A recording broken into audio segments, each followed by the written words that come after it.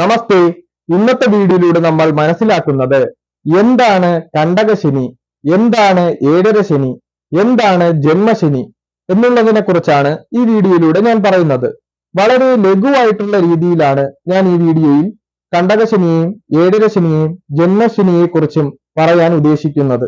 ആദ്യമായി നമുക്ക് കണ്ടകശനി എന്നാൽ എന്തെന്ന് മനസ്സിലാക്കാം. അതായത് ജന്മക്കൂറിന്റെ 4, 7, 10 എന്നീ രാശികൾ കണ്ടക രാശികളാകുന്നു. ഈ കാലയളവിൽ ശനി സഞ്ചരിക്കുമ്പോഴാണ് കണ്ടകശനി ഉണ്ടാകുന്നത്. കണ്ടകശനിക്കാലം വളരെ ദുരിതങ്ങൾ നിറഞ്ഞതായിരിക്കും. കണ്ടകശനിക്കാലത്ത് രാത്രി യാത്രകൾ ഒഴിവാക്കുന്നത് നന്നായിരിക്കും. ശനിക്ക് രാത്രി ബലം കൂടിയ ഗ്രഹമാണ്. അതുകൊണ്ട് കണ്ടകശനിക്കാലത്ത് രാത്രിയുള്ള കറക്കങ്ങളും മറ്റും നിർത്തേണ്ടത് അത്യാവശ്യമാണ്. കണ്ടകശനി കാലഘട്ടം അലസതയും ദുരിതങ്ങളും നിറഞ്ഞതായിരിക്കും. കണ്ടകശനി കൊണ്ടേ പോകൂ എന്ന് പറയുന്നുണ്ട്, പക്ഷെ അങ്ങനെ കൊണ്ടൊന്നും പോവാറില്ല. ജാതകത്തിലെ ദശാപകാര കാലഘട്ടങ്ങളെയും കൂടെ വിലയിരുത്തി വേണം കണ്ടകശനി കൊണ്ടേ പോകൂ എന്ന് പറയേണ്ടതുള്ളൂ. അതാവുമ്പോൾ ഇപ്പോൾ ശനിദശ ജാതകത്തിൽ അനുഭവിക്കുന്നു, കണ്ടകശനി ചാരവശാൽ അനുഭവിക്കുന്നു. രണ്ടും കൂടെ വരുമ്പോൾ ജാതകത്തിൽ ശനി ഏത് രാശിയിലാണോ നിൽക്കുന്നത് എന്ന് കണക്കാക്കേണ്ടതുണ്ട്.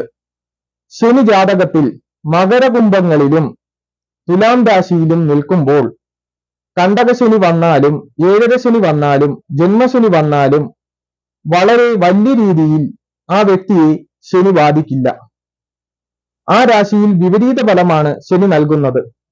അതുപോലെ ദശാപകാര കാലഘട്ടങ്ങളിലും ഭാവചിന്തയിലും ശനി മകരകുംഭങ്ങളിൽ വരുമ്പോൾ, മകരകുംഭങ്ങളിലാണ് സ്ഥിതി ചെയ്യുന്നതെങ്കിൽ ആ ദിശാകാലം വളരെ ദുഃഖങ്ങൾ നിറഞ്ഞതായിരിക്കുകയില്ല. ദുഃഖത്തിന്റെ കാരകത്വമുള്ളത് ശനിക്കാണ്. ദുഃഖങ്ങൾ കുറയ്ക്കും. ഈ രാശിയിൽ ശനി നിന്നാൽ ദുഃഖങ്ങൾ കുറയ്ക്കും.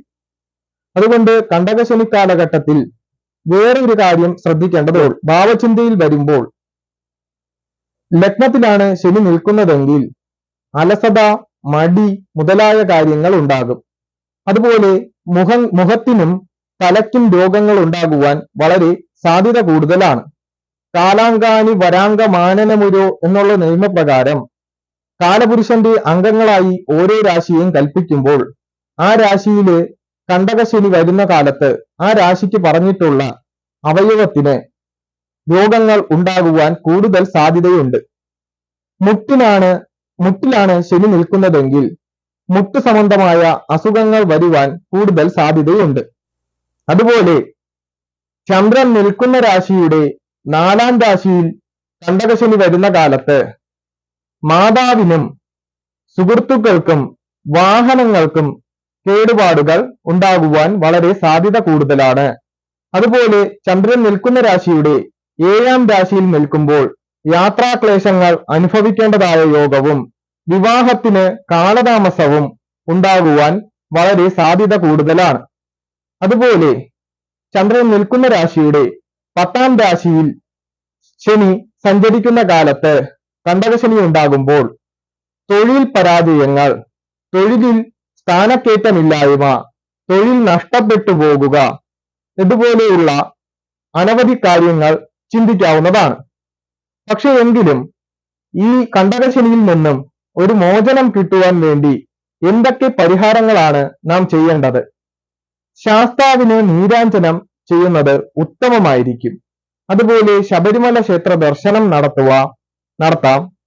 അതുപോലെ ഹനുമാൻ ക്ഷേത്ര ദർശനം എന്നിവയൊക്കെ ഉത്തമമായാണ് കാണുന്നത്. ജന്മക്കൂറിന്റെ 12-ലും ജന്മക്കൂറിലും 2-ലും ശനി സഞ്ചരിക്കുന്ന കാലഘട്ടത്തെയാണ് ഏഴര ശനി എന്ന് പറയുന്നത്.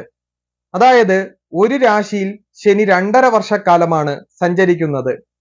അങ്ങനെ ആദ്യത്തെ രാശിയിൽ 2.5 വർഷം, അത് കഴിഞ്ഞുള്ള രാശിയിൽ 2.5 വർഷം, അത് കഴിഞ്ഞുള്ള രാശിയിൽ 2.5 വർഷം, അങ്ങനെ 7.5 വർഷക്കാലമാണ് ഏഴര ശനി ഒരു വ്യക്തി ജീവിതത്തിൽ അനുഭവിക്കേണ്ടത്.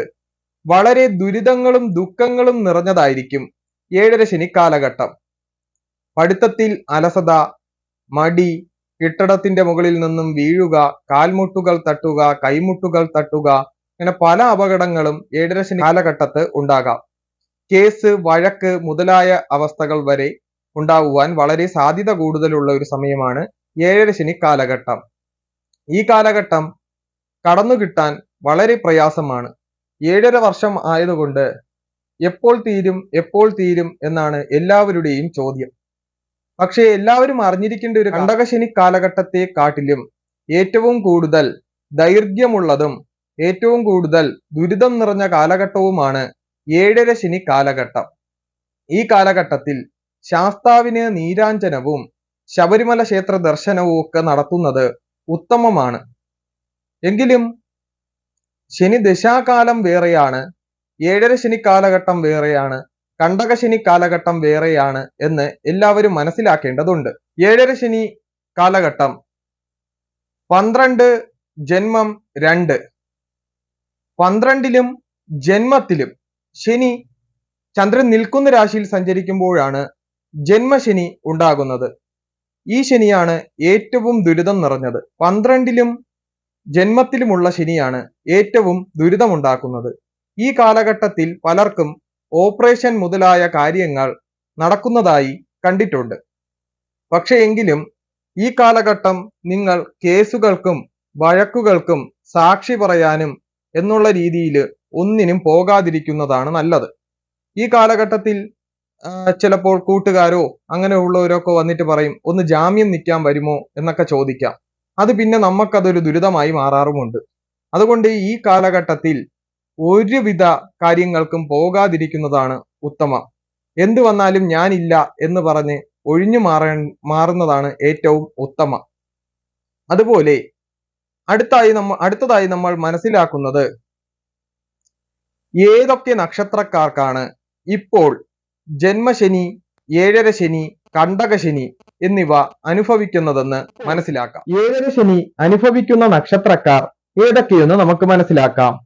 മകരക്കൂറുകാരായ ഉത്രാടം മുക്കാൽ, തിരുവോണം, അവിട്ടത്തിന്റെ അരനക്ഷത്രക്കാർക്ക് ഇപ്പോൾ ഏഴര ശനി കാലഘട്ടമാണ്. അതുപോലെ കുംഭക്കൂറുകാരായ അവിട്ടത്തിന്റെ അര, ചതയം, പൂരുരുട്ടാതി മുക്കാൽ നക്ഷത്രക്കാർക്കും ഇപ്പോൾ ഏഴര ശനി കാലഘട്ടമാണ്. അതുപോലെ അടുത്ത രാശിയായ മീനം രാശിയിൽ ഉൾപ്പെട്ടിരിക്കുന്ന പൂരുരുട്ടാതി കാൽ, ഉത്രിട്ടാതി, രേവതി നക്ഷത്രക്കാർക്കും ഇപ്പോൾ ഏഴര ശനി കാലഘട്ടമാണ്. ശനി അനുഭവിക്കുന്ന നക്ഷത്രക്കാർ ഏതൊക്കെയെന്ന് മനസ്സിലാക്കാം. ഇടവക്കൂറുകാർക്ക് കാർത്തികയുടെ മുക്കാലും രോഹിണിയും മകയിരത്തിന്റെ അരനക്ഷത്രക്കാരായ ഇടവക്കൂറുകാർക്ക് ഇപ്പോൾ കണ്ടകശനി കാലഘട്ടമാണ്. അതുപോലെ ചിങ്ങക്കൂറുകാരായ മകം, പൂരം, ഉത്രം കാൽ നക്ഷത്രക്കാർക്കും കണ്ടകശനി കാലഘട്ടമാണ് ഇപ്പോൾ നടക്കുന്നത്. വൃശ്ചികക്കൂറുകാരായ വിശാഖം കാൽ, അനിഴം, തൃക്കേട്ട നക്ഷത്രക്കാർക്കും കണ്ടകശനി കാലഘട്ടമാണ്. ജന്മശനി അനുഭവിക്കുന്നത് കുംഭക്കൂറുകാരായ അവിട്ടം അര, ചതയം, പൂരുരുട്ടാതി മുക്കാൽ നക്ഷത്രക്കാർക്കും ജന്മശനിയാണ് ഇപ്പോൾ നടക്കുന്നത്. ഈ കാലഘട്ടം തീരാൻ 2025 മാർച്ച് മാസത്തോടെ ഈ പറഞ്ഞ നക്ഷത്രക്കാർക്ക് കണ്ടകശനി അവസാനിക്കുന്നതാണ്. ഇത്രയും പറഞ്ഞുകൊണ്ട് എന്റെ ഈ ചെറിയ വാക്കുകൾ ഞാൻ ഇവിടെ അവസാനിപ്പിക്കുന്നു. നന്ദി, നമസ്കാരം.